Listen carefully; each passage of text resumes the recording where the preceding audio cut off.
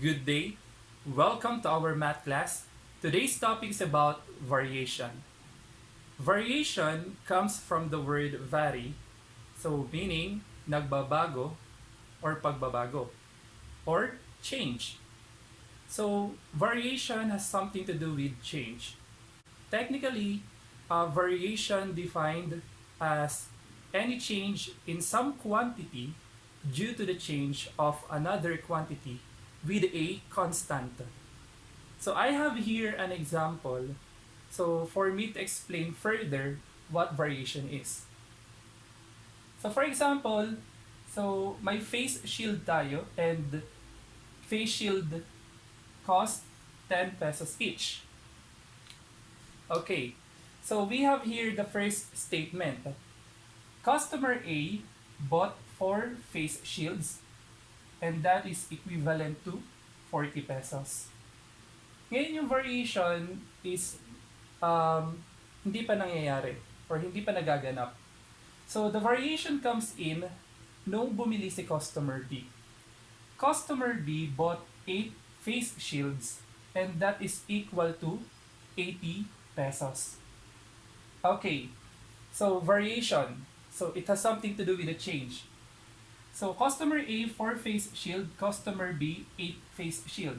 So from 4, so bumili si customer B ng 8. So nagkaroon ng change. But hindi pa doon nagaganap yung variation. Yes, may change na. But hindi pa yun yung variation. So variation comes in dun sa naging effect dun sa price. So 4 face shields is equal to 40 pesos. So from 40, so naging 80 pesos siya. So dun na naganap yung tinatawag nating variation. So again, if we're going to define variation, it is defined by any change of some quantity due to the change of another quantity. So ibig sabihin kapag nagbago yung isang quantity, so magbabago din yung another quantity. So from 4, naging 8. So nagkaroon ng pagbabago. So therefore, nagkaroon din ng pagbabago dun sa price. So from 40, so naging 80 pesos.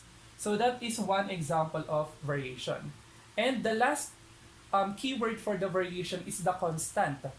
So when we say constant, so hindi nagbabago. So ironically, in variation, merong tinatawag na constant at hindi siya nagbabago. So here, our constant is yung 10 pesos. So that is our constant. So yung 10 pesos, hindi siya nagbago. So nagbago yung number ng face shield and of course nagbago yung total price ng face shield but the price of the face shield remains the same. So customer A and customer B parehong 10 pesos lang yung face shield. So constant, hindi nagbabago. So let's make it more technical. So I have here a representation.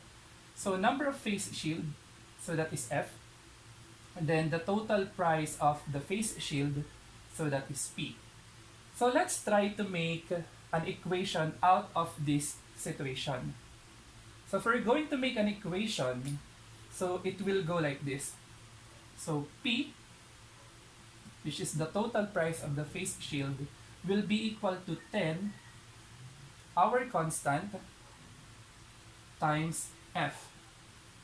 So our equation will be P is equal to 10F. This equation is one example of variation.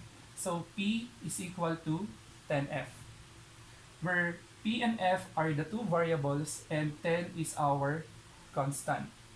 So later on, so I'm going to explain further so this kind of equation. So this kind of equation is called direct variation.